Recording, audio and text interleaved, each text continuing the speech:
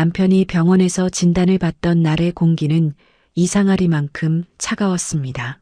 평생 병원 한 번 제대로 안 가던 사람이었기에 그날도 그저 가벼운 검진이라 생각했습니다.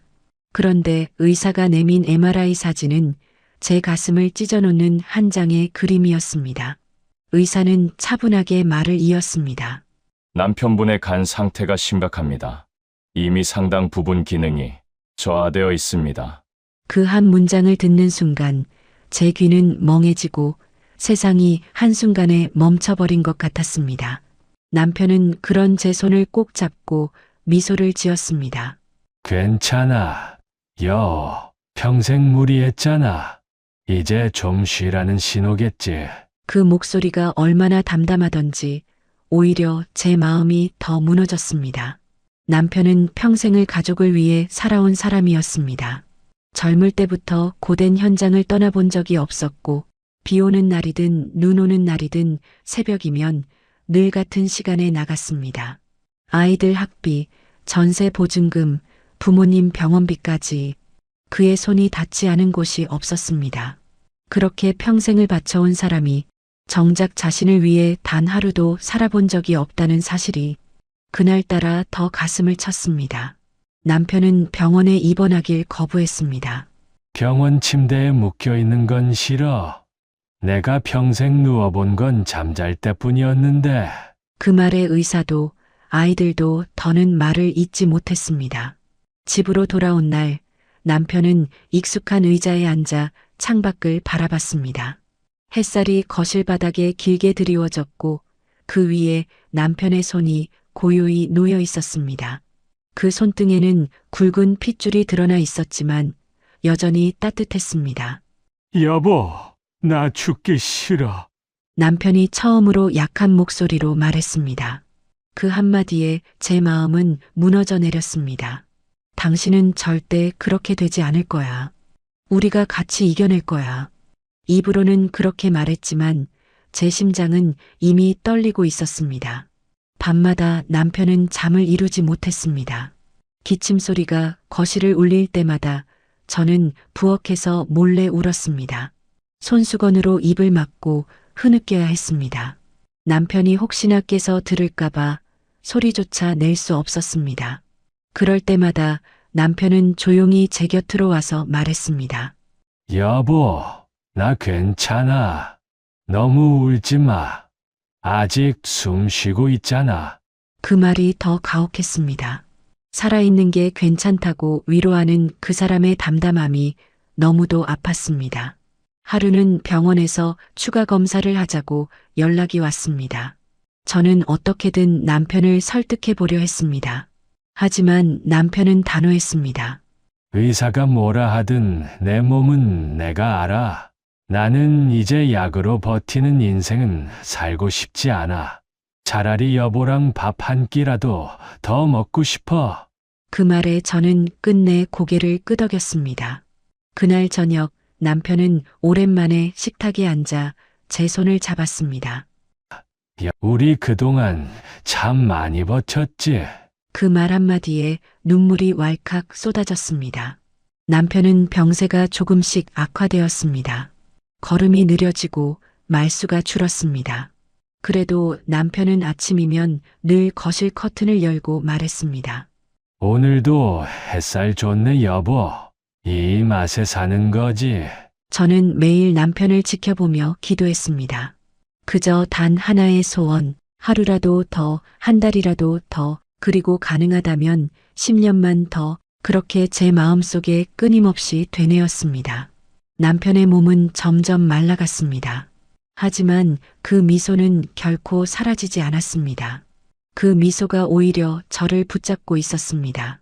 그가 무너지면 저도 무너질 테니까요. 아들은 회사를 그만두고 아버지 곁에 머물렀습니다. 며느리도 나름대로 신경 쓰려 애썼습니다. 하지만 남편이 가장 바라던 건 조용한 일상이었습니다. 다들 바쁘잖아. 나 걱정하지 말고 그냥 평소처럼 살아. 그 말이 가족들을 더 아프게 했습니다. 그날 밤 남편은 조용히 제 손을 잡았습니다. 나 죽으면 울지 마. 그 말이 너무 갑작스러워 숨이 막혔습니다. 그런 말하지 마요. 하지만 남편은 그저 미소를 지으며 눈을 감았습니다. 그날 이후로 남편은 점점 잠드는 시간이 길어졌습니다. 병원 복도를 걷던 어느 날 유리창 너머로 쏟아지는 햇살이 이상하리만큼 차가웠습니다. 의사는 이미 여러 번의 검사를 통해 결과를 확인한 듯 무겁게 자리에 앉아 있었습니다. 그의 얼굴에는 낯선 단호함이 서려 있었고 저는 그 표정 하나만으로도 모든 걸 알 것 같았습니다. 의사는 천천히 말을 꺼냈습니다. 남편의 병세는 이미 되돌리기 어렵다고 했습니다. 더 이상 치료가 의미가 없으며 남은 시간은 길지 않다고 했습니다. 그 말이 내 귀에 닿기도 전에 머리 위로 새하얀 정적이 덮였습니다. 시한부. 그 단어가 내 머릿속에서 울려 퍼질 때마다 심장이 한 번씩 쿵 하고 내려앉았습니다. 눈물이 터질 것 같았지만 그 순간 남편이 제 손을 살며시 잡았습니다. 의사를 향해 담담한 목소리로 말했습니다. 집에 가고 싶습니다. 그 한마디로 모든 게 결정되었습니다. 의사는 잠시 남편의 얼굴을 바라보다가 고개를 천천히 끄덕였습니다.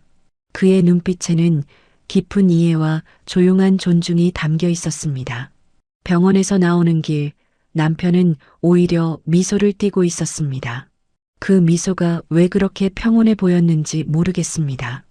햇살이 그의 어깨를 비추었고 바람이 살짝 스쳐 지나갔습니다. 그 순간 저는 남편이 이미 모든 걸 받아들였다는 걸 느꼈습니다. 남편은 두려워하지 않았습니다. 그저 남은 시간을 어떻게 살아야 할지만 생각하고 있는 듯 했습니다. 집으로 돌아온 첫날, 남편은 거실에 앉아 창밖을 한참 바라봤습니다. 멀리서 아이들의 웃음소리가 들려왔고 그는 그 소리에 귀를 기울였습니다. 이런 소리를 들으며 사는 게 행복이지. 그 말은 하지 않았지만 그의 얼굴이 그렇게 말하고 있었습니다. 며느리는 조심스럽게 식탁 위에 따뜻한 죽을 올려놓았습니다. 아들은 말없이 그 옆에서 물컵을 정리했습니다. 모두가 아무 말도 하지 않았지만 그 침묵이 곧 사랑이었습니다. 그 시간들이 하나하나 우리 가족의 마지막 추억으로 쌓여가고 있었습니다. 남편은 매일 아침 거실 커튼을 스스로 열었습니다. 손에 힘이 빠져가면서도 끝까지 그 일을 놓지 않았습니다. 햇살을 바라보며 하루를 시작하는 그 습관이 남편에게는 삶의 의미였던 것 같습니다. 저는 매일 그의 옆에서 하루를 기록하듯 살았습니다. 작은 일에도 감사했고 짧은 대화에도 마음을 담았습니다. 남편은 가끔 거실 소파에 앉아 가족들의 모습을 오래 바라봤습니다. 그 눈빛은 이미 이별을 준비하고 있는 사람의 것이었습니다. 밤이면 남편은 제 손을 잡고 잠이 들곤 했습니다. 그 온기가 점점 약해지는 게 느껴질수록 저는 그 손을 더 꼭 잡았습니다. 그 손을 놓는 순간 남편이 세상과의 마지막 끈을 놓을 것 같았으니까요. 하루하루가 그렇게 흘렀습니다. 남편은 더 이상 병을 탓하지 않았고 가족에게도 고통을 감추려 했습니다. 가끔 숨을 고르며 천천히 미소를 지었습니다. 그 미소 속에는 오히려 우리에게 고마움을 전하는 마음이 담겨 있었습니다. 주말이면 아들과 며느리가 함께 와서 식탁을 채웠습니다. 짧은 식사였지만 남편은 늘 그 시간을 기다렸습니다. 아들의 얼굴을 보며 흐뭇하게 웃었고 며느리에게는 수고 많았다는 눈빛을 보냈습니다. 그는 여전히 가족의 중심이었습니다. 몸은 약해졌지만 그 존재 하나로 집안의 공기가 달라졌습니다. 하루는 남편이 제게 고개를 돌려 미소를 지었습니다. 그 미소는 마지막 인사처럼 깊고 잔잔했습니다. 그 순간 저는 아무 말도 할 수 없었습니다. 눈물이 터질까봐, 마음이 부서질까봐 그저 그의 얼굴을 바라봤습니다. 그날 이후 남편은 점점 말을 줄였습니다. 하지만 그 침묵 속에는 모든 마음이 담겨 있었습니다. 그는 치료 대신 사랑을 택했고 병실 대신 가족을 택했습니다. 밤마다 저는 남편의 곁에서 조용히 기도했습니다. 그의 숨결이 내 손끝에 닿을 때마다 하루가 선물처럼 느껴졌습니다. 살아있다는 것이 이렇게 고마운 일이라는 걸 그제야 알았습니다. 남편은 결국 우리 곁에서 조용히 미소를 지으며 잠이 들었습니다. 그날따라 유난히 바람이 고요했습니다. 창문 너머로 별빛이 떨어지고 세상은 마치 멈춘 듯 했습니다. 그의 손은 여전히 따뜻했고 그 미소는 끝까지 사라지지 않았습니다. 그렇게 남편은 가족의 품 안에서 세상과의 마지막 인사를 남겼습니다. 남편이 세상을 떠난 날 집안의 공기는 너무도 조용했습니다.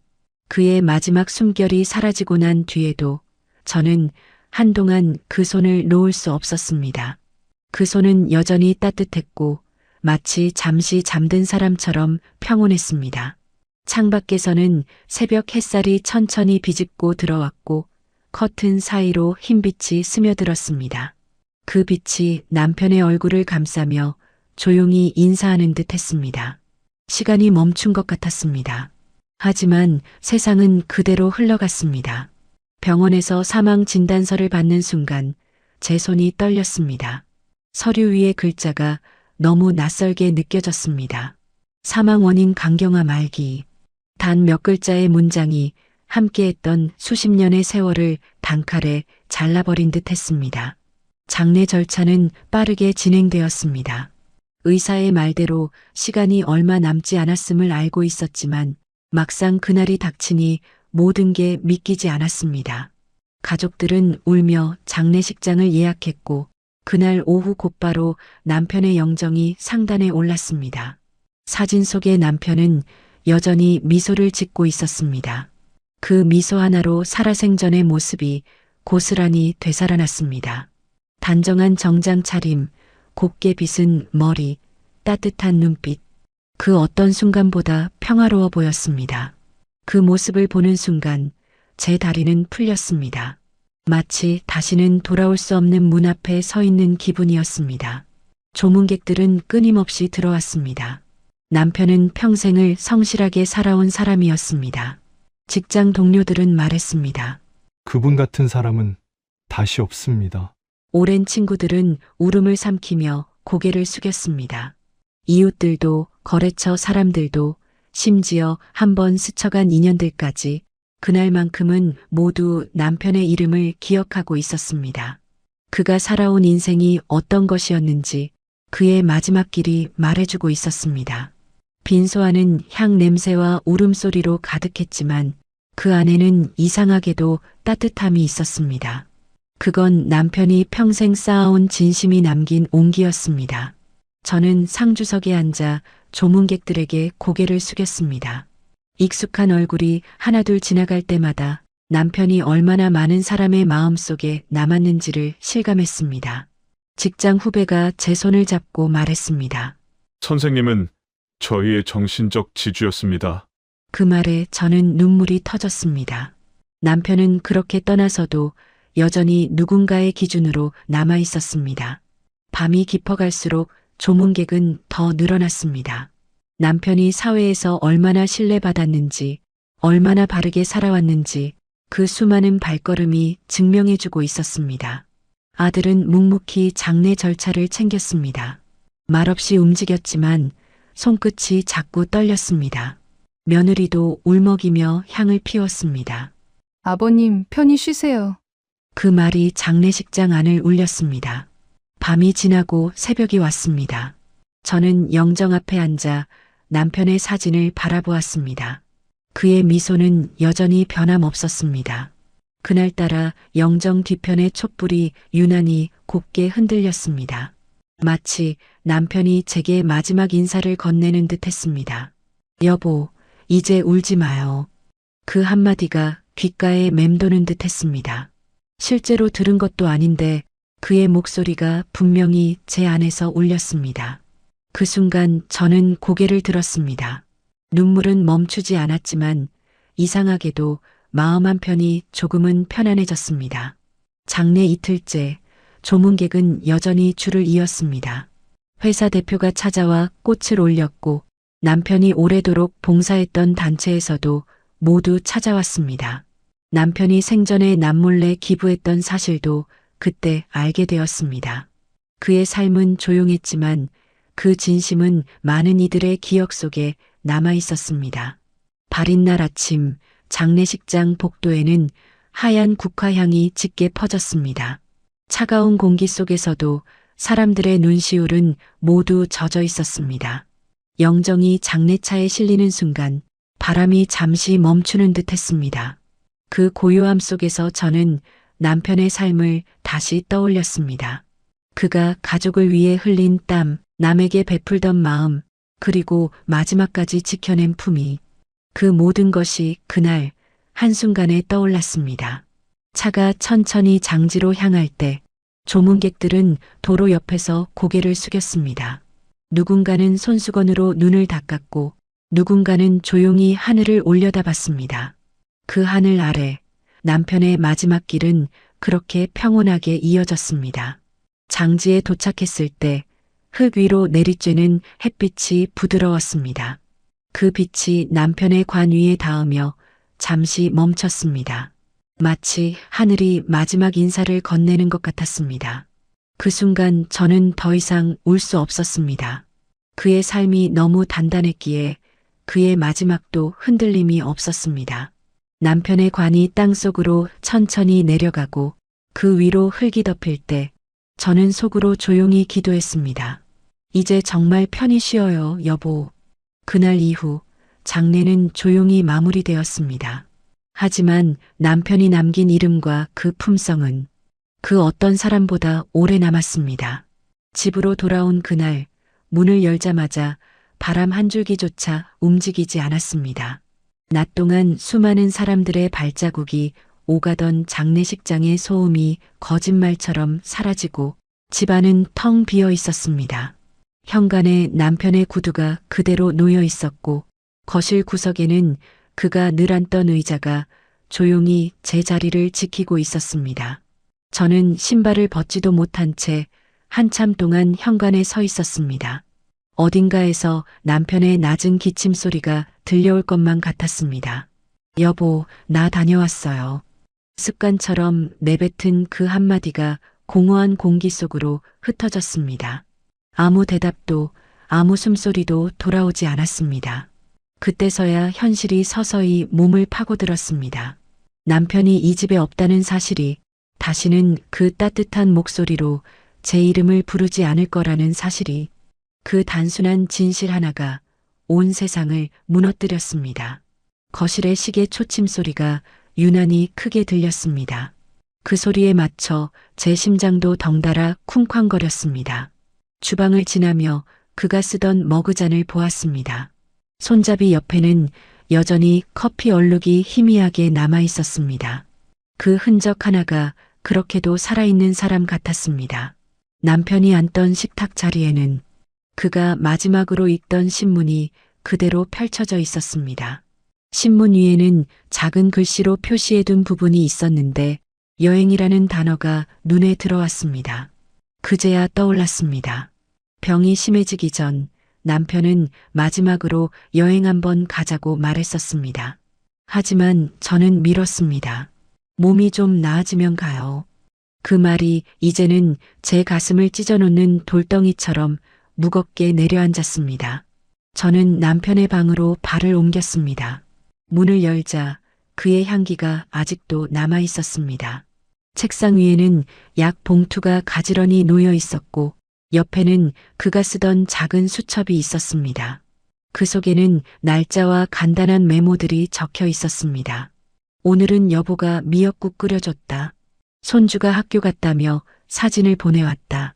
짧은 문장들이었지만 그 안에는 살아있는 동안의 작은 행복들이 가득했습니다. 그의 글씨를 손끝으로 따라 읽다 보니 눈앞이 흐려졌습니다. 저는 침대에 앉았습니다. 남편의 베개는 여전히 따뜻했습니다. 그 온기가 남아있을 리 없는데 이상하게도 그 열기가 제 뺨을 데웠습니다. 그의 숨결이 아직 공기 속에 남아있는 듯 했습니다. 시간이 얼마나 흘렀는지 모르겠습니다. 창밖에 하늘이 어둑해지고 불빛이 하나둘 켜졌습니다. 그저 그렇게 앉아 있었는데 몸이 점점 무거워지고 손끝이 차가워졌습니다. 눈을 감으면 남편의 얼굴이 선명하게 떠올랐습니다. 그가 웃던 얼굴, 아파서 힘들어하던 얼굴, 그리고 마지막까지 미소를 잃지 않던 그 얼굴. 이제 나는 어떻게 살아야 하지? 그 생각이 가슴을 짓눌렀습니다. 남편이 떠난 세상에서 무엇을 위해 하루를 버텨야 할지 알 수 없었습니다. 밥을 짓는 것도, 전화를 받는 것도, TV를 켜는 것도 다 의미가 없었습니다. 모든 행동이 남편의 부재를 더 선명하게 느끼게 했습니다. 그럴수록 저는 점점 몸이 굳어갔습니다. 움직이려 해도 힘이 들어가지 않았습니다. 하루, 이틀, 사흘이 지나면서 저는 결국 침대에서 일어나지 못했습니다. 식탁 위에는 식은 물 한 잔이 그대로 있었고 냉장고 안에는 며칠째 손대지 않은 반찬들이 남아 있었습니다. 몸이 아픈 건 아니었지만 마음이 무너져 몸이 따라 쓰러진 듯 했습니다. 남편이 떠난 집은 이제 더 이상 집이 아니었습니다. 그가 있을 때는 따뜻했던 공간이 이제는 벽마다 차가운 그림자만 맴돌았습니다. 그날 밤 천장을 바라보다가 문득 남편의 마지막 미소가 떠올랐습니다. 그 미소 속에서 무언가가 제게 속삭이는 것 같았습니다. 여보, 이젠 좀 쉬어요. 그 한마디가 제 귀를 스쳤습니다. 그제야 눈물이 터졌습니다. 숨이 막히도록 울었습니다. 남편이 떠난 이후 처음으로 그의 부재를 온전히 받아들인 순간이었습니다. 그날 이후 저는 몸이 무겁게 가라앉았습니다. 누워있는 시간이 길어졌고 눈을 뜨면 남편의 흔적이 보이고 눈을 감으면 남편의 목소리가 들렸습니다. 세상은 여전히 돌아가고 있었지만 제 시간은 남편이 떠난 그날에 멈춰 있었습니다. 며칠째 이어진 무기력함 속에서 하루의 구분이 사라지고 있었습니다. 아침인지 저녁인지 창밖에 빛조차 분간되지 않았습니다. 누워있는 제 곁에는 식지 않은 물컵과 남편의 사진 한 장만이 자리하고 있었습니다. 몸은 점점 무거워졌습니다. 식사도 거르고 전화도 받지 않았습니다. 그저 천장을 바라보며 이 세상이 여전히 돌아가고 있다는 사실만이 멀게 느껴졌습니다. 그날도 그렇게 누워있던 중 현관문이 조심스럽게 열리는 소리가 들렸습니다. 낯익은 발소리가 복도 끝에서 다가왔습니다. 아들이었습니다. 그 아이는 한동안 말없이 제 곁에 서 있었습니다. 손에는 작은 국화 한 송이와 과일이 담긴 봉투가 들려 있었습니다. 그의 얼굴엔 지친 기색이 역력했지만 눈빛만큼은 단단했습니다. 엄마, 그 한마디가 집안의 공기를 흔들었습니다. 그 순간 오래 굳어있던 제 마음이 조금씩 풀어졌습니다. 그 아이의 목소리는 어릴 적 그대로였습니다. 힘이 없지만 따뜻하고 부드럽지만 단호했습니다. 아들은 제 옆에 앉아 이불 위로 조심스럽게 제 손을 덮었습니다. 그 손이 닿자마자 묵은 눈물이 흘러내렸습니다. 남편이 떠난 뒤로 처음으로 누군가의 온기를 다시 느낀 순간이었습니다. 아들은 말없이 제 손을 꼭 잡고 있었습니다. 긴 침묵 끝에 그가 아주 낮은 목소리로 말했습니다. 아버지는 분명 좋은 곳에 계실 거예요. 그 말은 조용하지만 깊게 가슴속에 박혔습니다. 그 한마디가 바람처럼 스며들어 얼어붙은 제 마음을 천천히 녹여내는 듯 했습니다. 저는 눈을 감았습니다. 그 말이 반복되어 메아리처럼 가슴속을 돌았습니다. 좋은 곳에 있다. 고통이 없는 곳에서 웃고 있을 것이다. 그 생각이 처음으로 제 마음에 작은 위로로 내려앉았습니다. 아들은 오래도록 제 곁에 앉아 있었습니다. 말없이 제 머리맡에 있던 사진을 바라보며 작게 숨을 고르더니 이불을 고쳐 덮어주었습니다. 그 손길이 참 따뜻했습니다. 그 온기가 어쩐지 남편의 손길과 닮아 있었습니다. 시간이 조금 흐르고 창밖의 햇살이 벽을 타고 흘렀습니다. 그 빛이 방 안에 스며들자 남편의 사진 위에도 한 줄기 빛이 내려앉았습니다. 그 빛이 마치 남편의 미소처럼 보였습니다. 저는 조용히 눈을 떴습니다. 그리고 처음으로 아주 작게 숨을 들이마셨습니다. 아들의 말이 다시 떠올랐습니다. 좋은 곳에 계실 거예요. 그 한 문장이 저를 일으켜 세우는 줄 알았습니다. 남편이 남긴 건 고통이 아니라 남겨진 우리가 서로 기대어 살아가야 한다는 약속 같았습니다. 그날 이후 저는 조금씩 움직이기 시작했습니다. 아들의 도움을 받아 거실로 나가 창문을 열었습니다. 바깥 공기가 한참 만에 폐 속으로 들어왔습니다. 차갑지만 살아있다는 느낌이 났습니다. 햇살이 제 어깨에 닿자 남편이 속삭이는 듯 했습니다. 이제 조금은 괜찮아요, 여보. 저는 천천히 고개를 들어 하늘을 바라보았습니다. 그곳 어딘가에 남편이 있을 것 같았습니다. 그가 미소를 짓고 있는 얼굴이 마음속에 그려졌습니다. 그날 이후로 비록 완전히 회복되진 않았지만 저는 조금씩 삶으로 돌아오고 있었습니다. 그날 이후 저는 조금씩 몸을 움직이기 시작했습니다. 아들의 말처럼 남편은 분명 좋은 곳에 있을 거라 믿으려 했습니다. 그러자 비로소 제 마음속 어딘가가 조금씩 단단해졌습니다.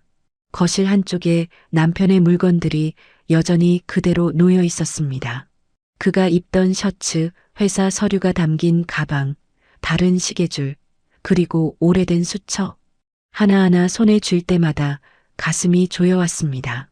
하지만 언젠가는 정리해야 할 것들이었습니다. 저는 작은 상자를 꺼내 남편의 물건들을 조심스레 담았습니다. 셔츠의 단추를 잠그며 매듭 하나하나마다 그의 손끝이 떠올랐습니다. 이 셔츠를 입고 출근하던 날들, 퇴근 후 땀에 젖은 셔츠를 벗으며 웃던 얼굴이 눈앞에서 사라지지 않았습니다. 그가 쓰던 펜을 손에 쥐어보았습니다. 오래된 만년필의 금빛 끝이 빛을 반사하며 반짝였습니다. 그 펜으로 남편은 늘 가족의 이야기를 적었습니다. 이번 달은 여보 생일이네. 짧은 메모가 남아 있었습니다. 그 글씨를 보자 손끝이 떨렸습니다.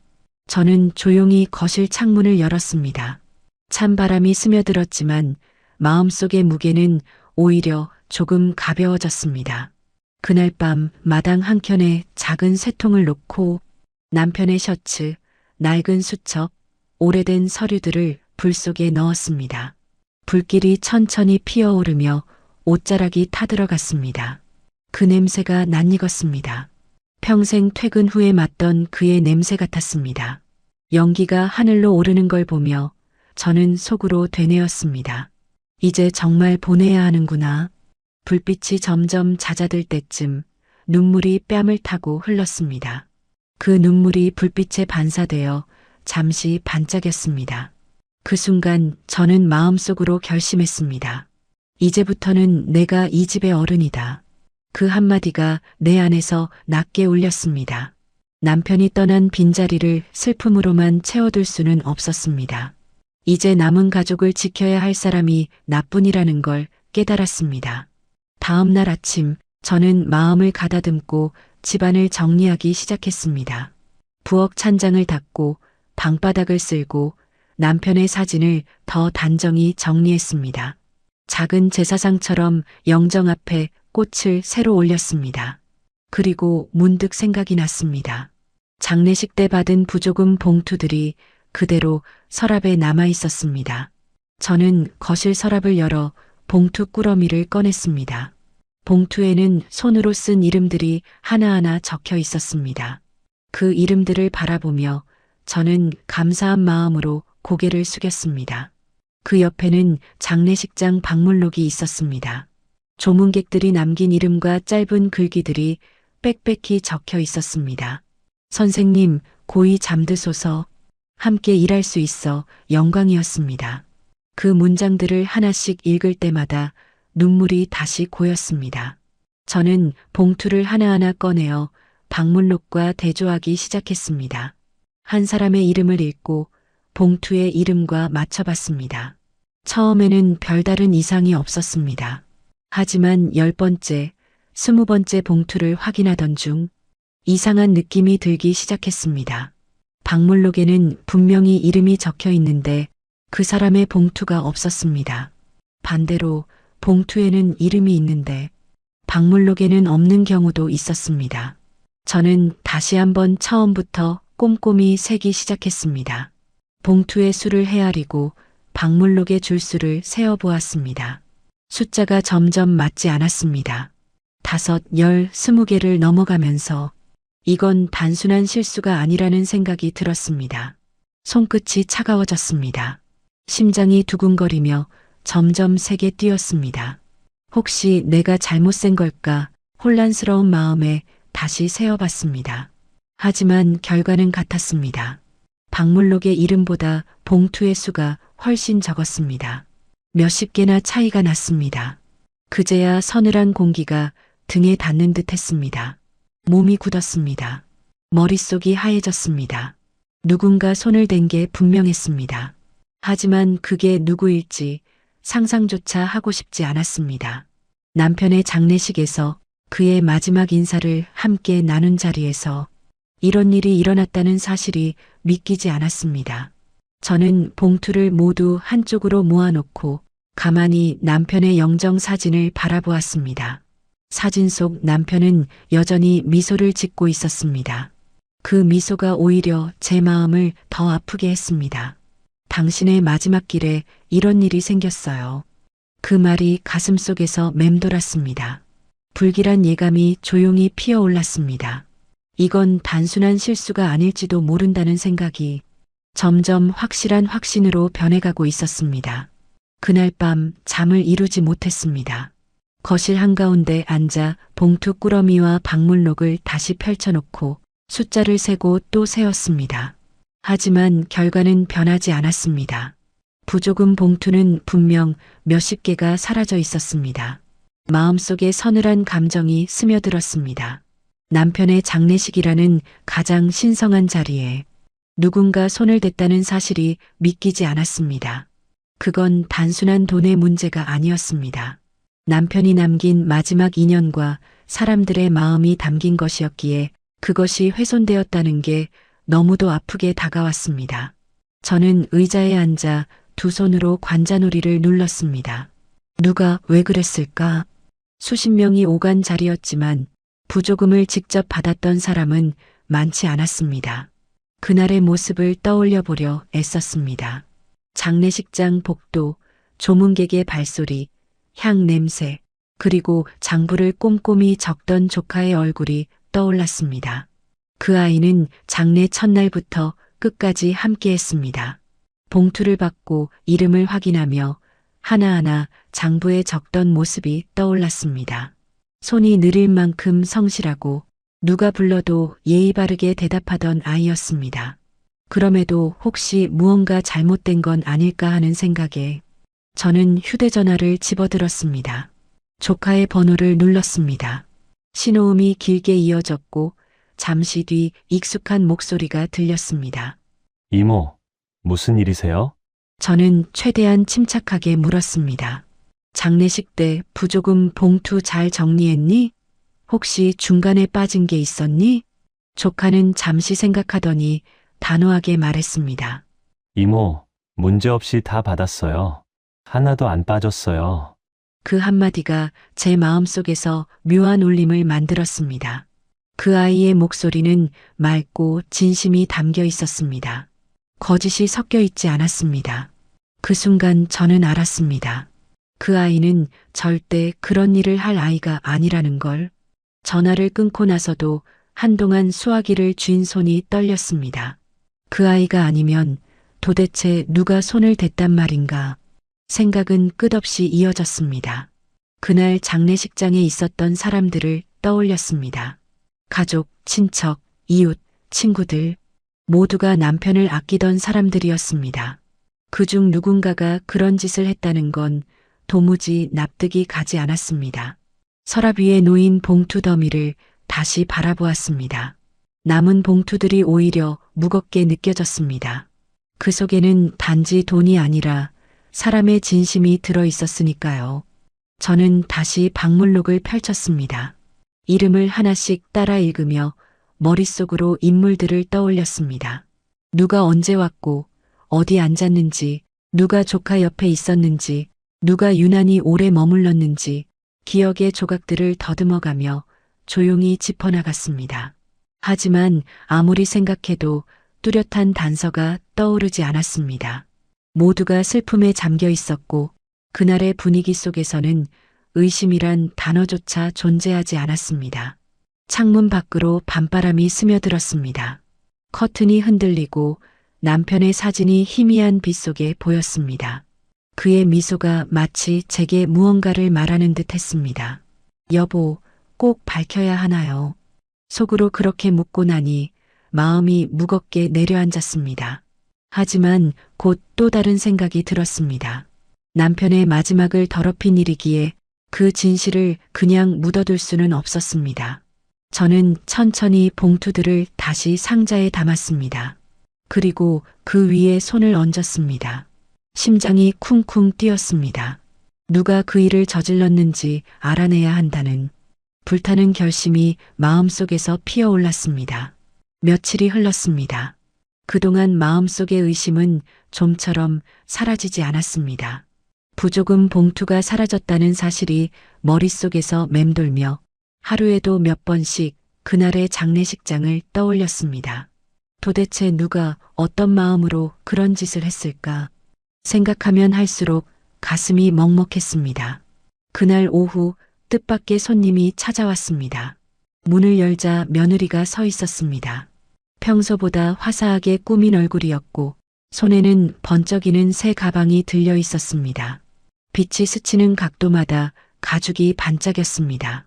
눈이 익숙하지 않은 브랜드 로고가 눈에 들어왔습니다. 어머니, 오랜만이에요. 며느리는 환한 미소를 지었습니다. 그 미소 뒤로 묘한 낯설미 느껴졌습니다. 거실로 들어와 앉은 며느리는 가방을 조심스럽게 옆자리에 올려두었습니다. 그 손길이 마치 그 물건이 아주 소중하다는 듯 했습니다. 저는 잠시 그 가방에서 눈을 떼지 못했습니다. 검은색 가죽, 금빛 장식, 단단한 형태. 분명 값비싼 물건이라는 게 한눈에 보였습니다. 그 순간 머릿속 어딘가에서 무언가가 스쳤습니다. 며칠 전 사라진 부조금 봉투의 기억이 불현듯 겹쳐지듯 떠올랐습니다. 저는 조심스럽게 입을 열었습니다. 그 가방 어디서 샀니? 며느리는 잠시 놀란 듯 하더니 태연하게 웃으며 대답했습니다. 아, 이거요? 남편이 회사에서 보너스 받은 돈으로 사줬어요.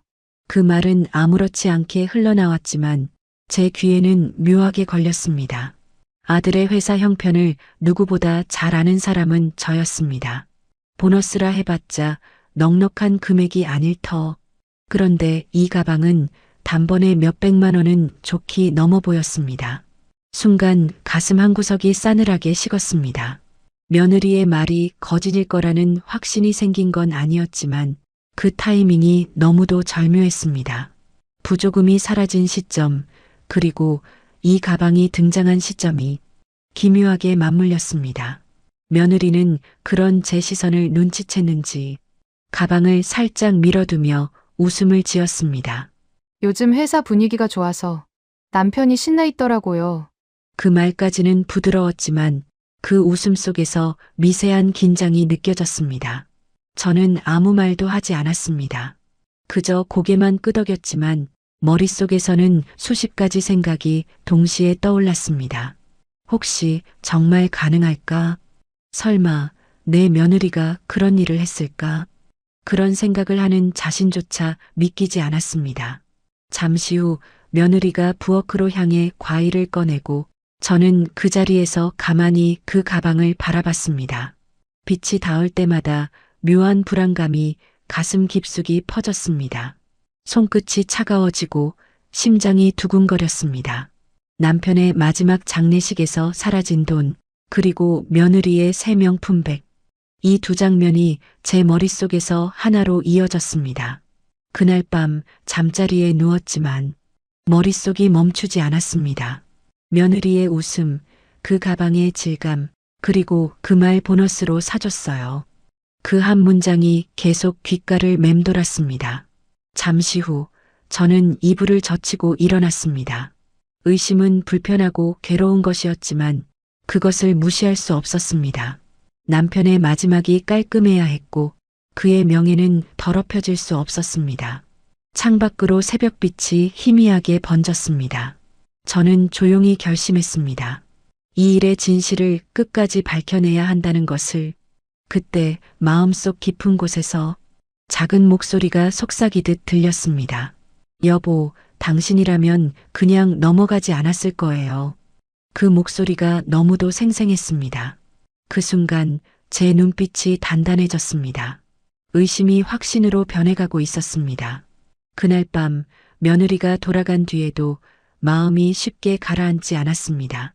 식탁 위에 놓여있던 과일 껍질, 그녀가 마시다 남긴 커피잔, 그리고 무엇보다도 그 반짝이던 명품백의 이미지가 머릿속에서 지워지지 않았습니다. 며느리가 들고 온 그 가방은 단순히 새로운 물건이 아니라 묘한 불길함을 품고 있었습니다. 손끝으로 느껴지는 그 가죽의 광택, 금속 장식이 내는 묵직한 소리까지도 무엇인가를 숨기고 있는 듯 했습니다. 침대에 누워 눈을 감아도 그날의 장면이 반복되었습니다. 며느리의 웃음, 보너스로 사줬어요 라는 말, 그리고 그 뒤에 스쳐간 이상한 시선. 저는 스스로를 다독였습니다. 괜히 의심하지 말자. 아들 부부도 힘들 텐데. 그렇게 스스로를 설득해 보려 했습니다. 그러나 마음 한쪽에서는 조용한 불안이 꺼지지 않았습니다. 며느리는 평소에도 눈에 띄게 사치를 좋아했습니다. 옷은 늘 유행을 따라가고 외식할 때도 비싼 식당을 선호했으며 결혼 전부터 돈을 아끼는 성향과는 거리가 먼 아이였습니다. 그런 아이가 남편이 떠난 지 얼마 되지 않아 그렇게 값비싼 가방을 들고 찾아왔다는 사실이 아무리 생각해도 납득되지 않았습니다. 다음 날 오전 거실에 앉아 커피를 마시며 잠시 생각에 잠겨 있었을 때 전화벨이 울렸습니다. 화면에는 낯익은 이름이 떴습니다. 며느리의 친정어머니였습니다. 평소에도 예의 바르고 밝은 분이었기에 저는 전화를 받았습니다. 수화기 너머로 경쾌한 목소리가 들렸습니다. 어머님, 잘 지내시죠? 우리 딸이 요즘 참 기특하네요. 이번에 저를 해외여행 보내주기로 했어요. 하와이요. 하와이. 그 순간 제 손에 쥔 컵이 미세하게 흔들렸습니다. 커피가 살짝 넘쳐 손등을 적셨지만 그 따뜻함조차 느껴지지 않았습니다. 하와이. 그 한 단어가 머릿속을 내려쳤습니다. 며느리의 명품백, 그리고 이제 해외여행까지 보내준다는 말. 아들의 월급으로는 도저히 가능하지 않은 일이었습니다. 순간 모든 퍼즐이 맞춰지듯 머릿속이 선명해졌습니다. 부조금 봉투가 사라진 시점, 며느리가 새 가방을 든 날, 그리고 친정어머니의 자랑스러운 목소리. 그 모든 것이 하나로 이어졌습니다. 가슴이 철렁 내려앉았습니다. 이건 더 이상 우연이 아니었습니다. 이건 확신이었습니다. 수화기 너머의 웃음소리가 멀게 들렸습니다. 저는 더 이상 대화를 이어갈 수 없었습니다. 그저 멍하니 앉아 천천히 숨을 고르며 생각했습니다. 그랬구나, 결국 너였구나. 그 한마디가 가슴 깊은 곳에서 울렸습니다. 믿고 싶지 않았지만 의심이 현실로 굳어지는 순간이었습니다. 남편의 마지막 길에 그가 받은 사람들의 마음을 담은 부조금을 훔쳐 사치를 채운 며느리의 얼굴이 떠올랐습니다. 눈앞이 흐려졌습니다. 배신감이란 단어로는 다 표현할 수 없는 감정이었습니다. 저는 수화기를 천천히 내려놓고 남편의 영정사진 앞으로 걸어갔습니다. 사진 속 남편은 여전히 온화한 미소를 짓고 있었습니다. 하지만 그 미소가 오늘따라 왠지 더 슬프게 느껴졌습니다. 여보, 내가 이 일은 그냥 넘기지 않을 거예요. 그 한마디를 내뱉는 순간 제 안의 모든 감정이 결심으로 바뀌었습니다. 이건 단순한 도둑질이 아니었습니다. 죽은 이를 모욕한 죄, 그리고 남은 가족의 마음을 짓밟은 행위였습니다. 그날 밤 저는 남편의 영정 앞에 앉아 부조금 봉투 더미를 다시 꺼냈습니다. 그리고 눈을 감았습니다. 모든 걸 밝혀내겠다는 이제는 되돌릴 수 없는 결심이 마음속에 자리 잡았습니다. 그날 밤 방 안은 유난히 고요했습니다. 시계 초침이 또박또박 흘러가며 정적 속의 시간을 더욱 또렷하게 새겼습니다. 남편의 사진 앞에 앉은 저는 한참 동안 생각에 잠겨 있었습니다. 이제는 더 이상 의심이 아니라 확신이 되어버린 그 진실을 그저 가슴속에만 담고 있을 수는 없었습니다. 손끝이 떨렸지만 결국 전화기를 들었습니다. 번호를 누르는 동안 숨이 가빠졌습니다. 한참을 망설이다가 통화 버튼을 눌렀습니다. 수화기 너머로 익숙한 아들의 목소리가 들려왔습니다. 잠이 덜 깬 듯한 목소리였지만 그 안에는 늘 그렇듯 따뜻함이 섞여 있었습니다. 저는 조심스럽지만 단호하게 물었습니다. 너 며느리한테 명품백 사줬니? 그리고 내 장모님 해외여행 보내드린 게 맞니? 잠시 정적이 흘렀습니다. 아들의 숨소리가 짧게 멈추더니 잠시 후 낮고 확실한 목소리가 들려왔습니다. 엄마, 그럴 돈도 없어요. 전 그런 적 없습니다. 그 한마디가 떨어지는 순간 모든 의문이 한순간에 정리되었습니다. 마음속 깊은 곳에서 역시 그랬구나 하는 냉정한 깨달음이 올라왔습니다. 아들의 말에는 망설임이 없었습니다. 그건 변명이나 피하려는 태도가 아니었습니다. 그 아이는 언제나 솔직한 성격이었습니다. 그 말 한마디로 저는 이제 완전히 확신했습니다. 부조금이 사라진 시점, 며느리의 명품백, 친정어머니의 해외여행 계획, 그리고 지금 들은 아들의 대답. 모든 퍼즐이 단 하나의 결론으로 이어졌습니다. 손에 쥔 수화기가 점점 차갑게 식어갔습니다. 심장은 천천히 그러나 깊게 두근거렸습니다. 믿고 싶지 않았던 현실이 이제는 부정할 수 없는 사실로 다가왔습니다. 남편이 떠난 지 얼마 되지도 않았는데 그 마지막 인사에서조차 누군가가 그의 명예와 추억을 훔쳐갔다는 생각에 몸이 떨렸습니다. 저는 천천히 전화를 내려놓았습니다. 그리고 그대로 거실로 나가 불을 켰습니다. 벽에 걸린 남편의 사진이 조용히 빛을 받았습니다. 그 미소는 여전히 따뜻했지만 이제는 그 웃음 뒤에 가려진 분노가 제 안에서 타오르고 있었습니다. 여보, 나 이제 가만히 있지 않을 거예요. 속으로 그렇게 말했습니다. 손끝이 차가웠지만 마음은 오히려 맑아졌습니다. 그날 새벽 저는 종이와 펜을 꺼내 장례식 명부, 봉투수, 며느리의 방문 날짜를 하나하나 적기 시작했습니다. 이제는 감정이 아니라 증거의 싸움이었습니다. 남편의 마지막을 욕보인 일을 끝까지 밝혀내야 했습니다. 창문 너머로 새벽의 빛이 희미하게 비쳤습니다. 그 빛 속에서 저는 굳게 결심했습니다. 이제 진실을 세상 밖으로 꺼내야 할 때라는 것을. 그날 아침 저는 남편의 영정 앞에서 한참을 서 있었습니다. 창문 사이로 들어온 햇살이 액자 유리 위를 천천히 흘렀고 그 빛이 마치 남편의 눈빛처럼 고요했습니다. 그러나 제 마음속은 더 이상 고요하지 않았습니다. 이미 결심이 끝난 상태였습니다. 남편의 마지막 길을 더럽힌 죄, 그걸 외면한 채 살아간다면 그건 살아있는 제가 남편을 2번 죽이는 일과 같았습니다. 저는 코트를 걸치고 천천히 현관문을 나섰습니다. 손에는 장례식 명부, 사라진 봉투의 수를 기록한 종이, 그리고 며느리가 들고 왔던 명품 가방의 사진이 쥐어져 있었습니다. 심장이 쿵쿵 뛰었지만 발걸음은 단호했습니다. 경찰서 문을 열자 차가운 공기가 얼굴을 스쳤습니다. 창구 앞에 선 경찰이 제 눈을 마주 보았습니다. 저는 잠시 숨을 고르고 떨리는 목소리로 말했습니다. 며느리를 신고하러 왔습니다. 그 한마디를 내뱉는 순간 가슴이 무너지는 듯 했지만 동시에 무거운 돌덩이가 내려앉은 마음이 조금은 풀렸습니다. 경찰은 차분히 제 진술을 받아 적었습니다.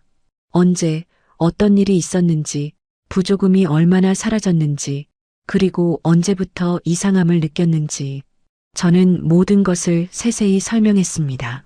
목소리가 떨렸지만 단 한 번도 말을 멈추지 않았습니다. 며느리의 이름이 적힌 신고서가 접수되자 경찰은 절차대로 조사에 착수했습니다. 며칠 뒤 경찰은 며느리를 소환했습니다. 그날 아침 경찰차 한 대가 조용히 그녀의 집 앞에 멈췄습니다. 이웃들이 커튼 너머로 고개를 내밀었고 며느리는 놀란 얼굴로 경찰관의 손에 이끌려 나왔습니다. 그녀의 손목에 수갑이 채워졌을 때 저는 멀리서 그 모습을 지켜보고 있었습니다. 심장이 조여왔지만 눈을 돌릴 수는 없었습니다. 이건 단순한 감정의 문제가 아니라 남편의 이름을 되찾는 일이었습니다. 며느리는 경찰서로 끌려가 조사를 받았습니다. 처음에는 당황한 기색으로 부인했다고 했습니다. 하지만 경찰은 이미 확보한 증거와 CCTV 영상을 보여주었습니다. 장례식장 복도에서 그녀가 누군가가 없는 틈을 타 부조금 봉투를 가방 안으로 밀어넣는 장면이 그대로 찍혀 있었습니다. 결국 그녀는 고개를 숙였습니다. 긴 침묵 끝에 아주 작은 목소리로 말했다고 합니다. 제가 했어요. 그 한마디로 모든 게 끝이 났습니다. 경찰관에 보고 전화를 받았을 때 저는 한동안 아무 말도 하지 못했습니다. 그녀가 결국 그렇게까지 할 줄은 몰랐습니다. 며느리라는 이름으로 내 옆에서 웃던 그 아이가 남편의 마지막을 이용해 탐욕을 채웠다는 사실이 가슴을 찢어 놓았습니다. 저는 조용히 전화기를 내려놓고 창문 쪽으로 걸어갔습니다. 밖에서는 겨울 햇살이 빛나고 있었지만 그 빛이 마음에 닿지 않았습니다. 손끝이 떨렸고 눈물이 천천히 흘러내렸습니다. 여보, 당신이 보았죠? 결국 밝혀졌어요. 그 말이 흘러나오자 조금은 가벼워진 숨이 나왔습니다. 남편의 이름을 더럽혔던 어둠이 드디어 걷히는 듯 했습니다. 하지만 동시에 한 가지 슬픔이 남았습니다. 가족 안에서 이런 일이 일어났다는 사실, 그것이 제가 짊어져야 할 가장 큰 고통이었습니다. 그날 밤 경찰서로부터 며느리의 자백이 담긴 조서 사본이 도착했습니다. 저는 떨리는 손으로 그 첫 페이지를 넘겼습니다. 모든 게 명확했습니다. 더 이상 의심도 추측도 필요 없었습니다. 남편의 마지막 길에 손을 댄 범인은 바로 제 가족이었습니다. 저는 조용히 눈을 감았습니다. 분노와 슬픔이 뒤섞였지만 그 안에는 이상하게도 묘한 평온이 스며 있었습니다. 진실이 드러났다는 사실 하나로 남편에게 약속을 지킨 것 같았습니다. 며느리가 경찰에 체포된 이후 며칠 동안 집안에는 정막만 흘렀습니다. 남편이 떠난 이후의 슬픔조차 무뎌질 만큼 이번 일은 제 마음을 완전히 뒤흔들어 놓았습니다. 남편의 마지막이 모욕당했다는 생각, 그것이 제 안의 분노를 잠재울 수 없게 만들었습니다. 그날 이후 저는 매일 남편의 사진 앞에서 다짐했습니다. 이 일을 반드시 바로잡겠다고. 부조금을 훔친 건 단지 돈의 문제가 아니었습니다. 그건 남편의 이름을 더럽히고 조문객들의 마음을 짓밟은 짓이었습니다. 가족이기에 봐줄 수 있다는 생각은 더 이상 제 안에 없었습니다. 저는 법률 상담을 받고 정식으로 고소장을 제출했습니다. 절도죄로 처벌해 주십시오. 서류에 제 이름을 또박또박 써 내려갈 때 손끝이 떨렸지만 마음은 단단했습니다. 남편의 명예를 되찾기 위한 싸움이었습니다. 며칠 뒤 검찰 조사가 이어졌고 며느리는 피의자 신분으로 법정에 서게 되었습니다. 그날 법원 앞에는 차가운 바람이 불고 있었습니다. 법정 문을 열자 며느리는 초췌한 얼굴로 피고인석에 앉아 있었습니다. 고개는 숙여 있었지만 그 두 어깨의 떨림이 분명히 보였습니다. 아들은 방청석 한켠에 앉아 있었습니다. 그의 얼굴에는 슬픔과 분노가 뒤섞여 있었습니다. 저는 그 옆에 앉아 조용히 눈을 감았습니다. 모든 것이 낯설고 모든 것이 무거웠습니다. 재판은 길지 않았습니다. 검찰은 CCTV 영상과 진술 기록을 근거로 명확히 입증했습니다. 판사의 목소리가 울려 퍼졌습니다. 피고인, 변명할 여지가 없습니다. 조문객의 부조금을 절취한 행위는 사회적 신뢰를 훼손한 중대한 범죄입니다. 법정 안의 공기가 한순간 얼어붙었습니다. 모든 시선이 며느리에게 쏠렸습니다. 그녀는 아무 말 없이 고개를 숙였습니다. 그때 판사의 목소리가 또렷하게 이어졌습니다. 피고인에게 징역 8개월을 선고합니다. 그 한마디가 떨어지는 순간 법정 안의 공기가 무겁게 내려앉았습니다. 아들이 고개를 숙였고 저는 눈을 감았습니다. 긴 숨이 새어나왔습니다. 그 말은 제게 통쾌함이 아니라 차가운 현실로 다가왔습니다. 가족이 법정에서 유죄를 선고받는 순간 그 비참함을 설명할 수 있는 말은 없었습니다. 며느리는 흐느끼며 법정 밖으로 이끌려 나갔습니다. 그녀의 얼굴은 눈물에 젖어 있었지만 그 눈물은 너무 늦게 흘러내린 참회의 흔적이었습니다. 저는 그 모습을 담담히 바라봤습니다. 이제라도 후회한다면 그걸로 됐다. 속으로 그렇게 중얼거렸습니다. 아들은 자리에 앉은 채 말없이 얼굴을 감췄습니다. 저는 그의 어깨에 손을 얹었습니다. 이건 우리 가족이 감당해야 할 뻘이야. 그 말은 입 밖으로 나오지 않았지만 제 눈빛이 대신 말하고 있었습니다. 재판이 끝나고 법원을 나설 때 하늘은 묘하게도 맑았습니다. 겨울 끝에 바람이 스쳤지만 그 바람 속에는 무언가가 정리된 듯한 느낌이 들었습니다. 남편의 영정 사진이 떠올랐습니다. 그가 마지막까지 웃음을 잃지 않던 그 얼굴. 이제야 조금은 그 미소 앞에 설 수 있을 것 같았습니다. 여보, 이제 모든 게 끝났어요. 그 한마디가 제 안에서 천천히 흘러나왔습니다. 그 말과 함께 오랫동안 눌러왔던 눈물이 조용히 뺨을 타고 흘러내렸습니다. 그날 비로소 제 마음속에 무겁게 걸려있던 남편의 마지막 한이 조금은 풀려나가는 것 같았습니다. 며느리가 징역형을 선고받은 지 며칠 후 집안은 다시 깊은 정적에 잠겨 있었습니다. 그날의 법정 풍경이 아직도 눈앞에서 사라지지 않았습니다. 법복을 입은 판사의 단호한 목소리, 고개를 숙인 며느리의 어깨, 손으로 얼굴을 감싼 아들의 모습, 그 모든 장면이 밤마다 꿈처럼 떠올랐습니다. 그날 오후 현관 초인종이 울렸습니다. 낯익은 발소리였습니다. 문을 열자 아들과 며느리가 서 있었습니다. 며느리의 얼굴은 초췌했고 눈가에는 눈물 자국이 선명했습니다.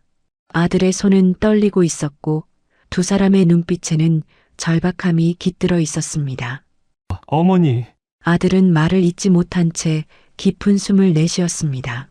그들의 얼굴에는 두려움과 후회가 섞여 있었습니다. 거실로 들어온 두 사람은 나란히 서 있었습니다.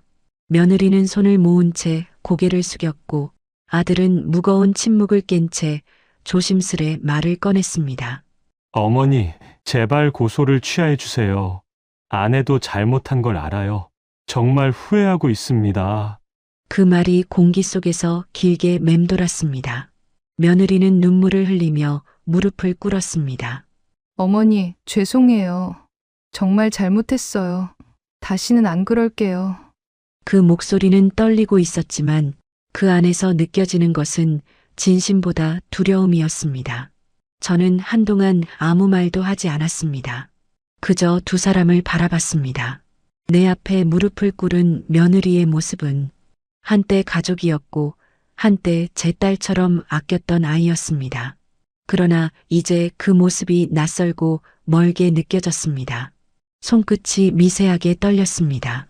이 상황이 얼마나 비극적인지, 이 대화가 얼마나 늦게 찾아왔는지 모두 알고 있었습니다.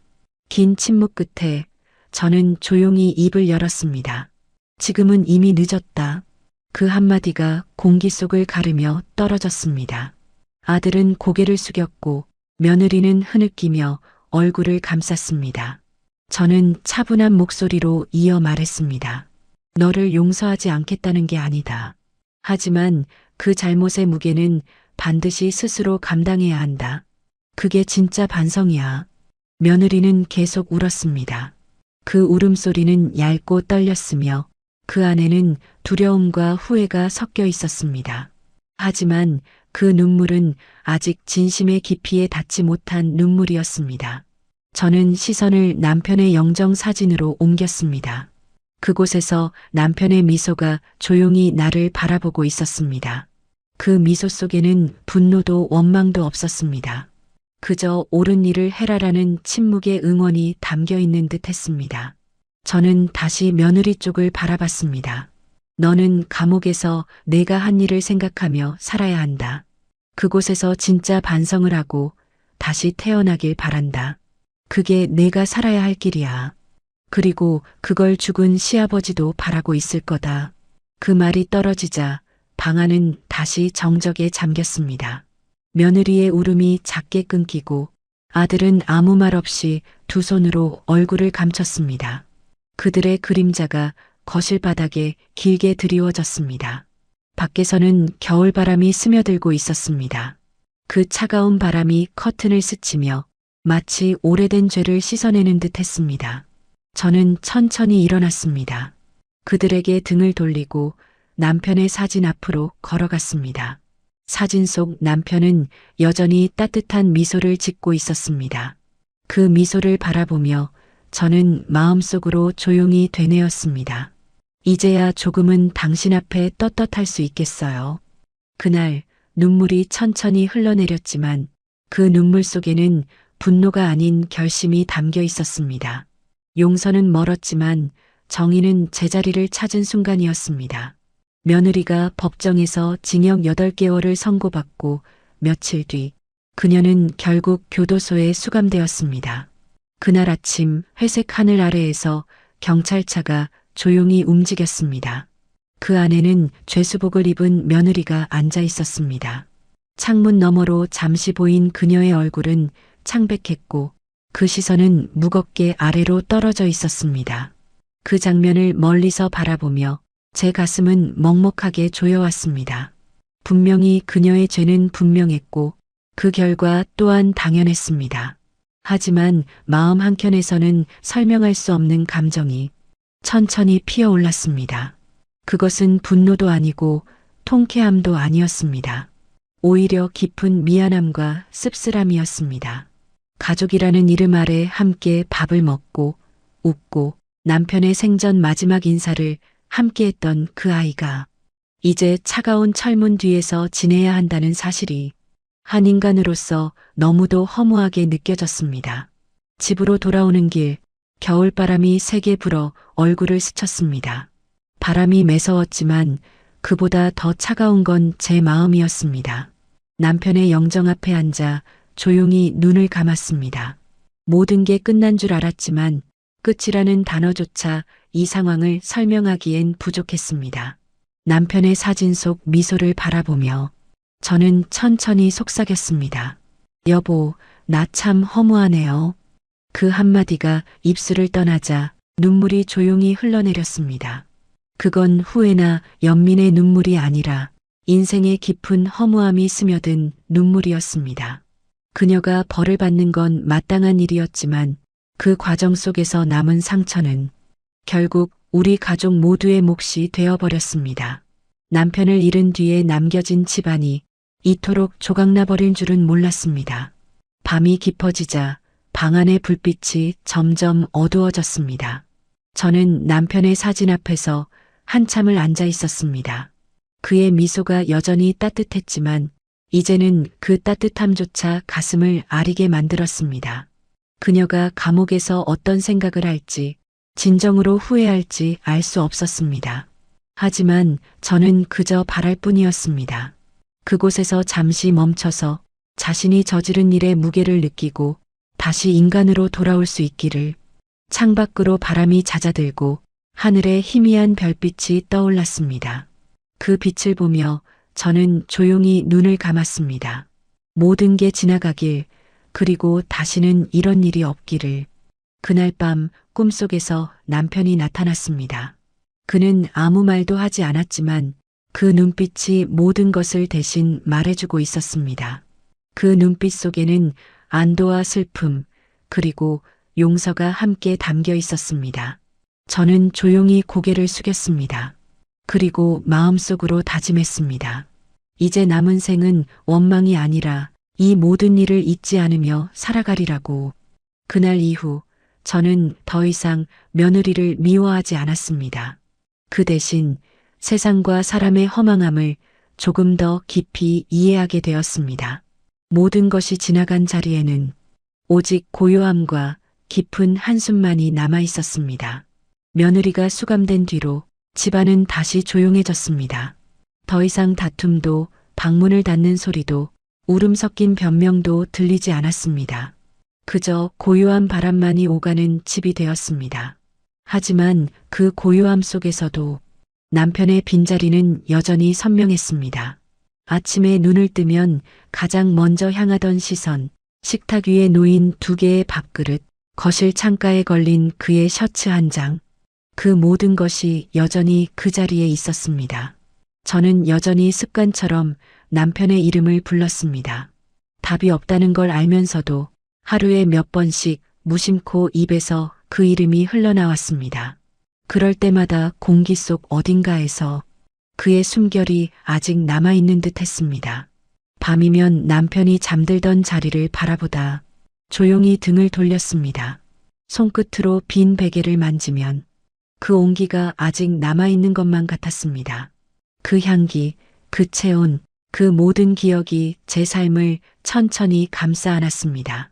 계절이 한번 바뀌고 마당의 나무가 새 잎을 내밀 때도 남편은 제 곁에서 여전히 살아 있었습니다. 그의 목소리가 들리는 듯했고 그의 미소가 바람결에 섞여 스쳐갔습니다. 저는 이제 더 이상 누구를 원망하거나 되돌리려 하지 않았습니다.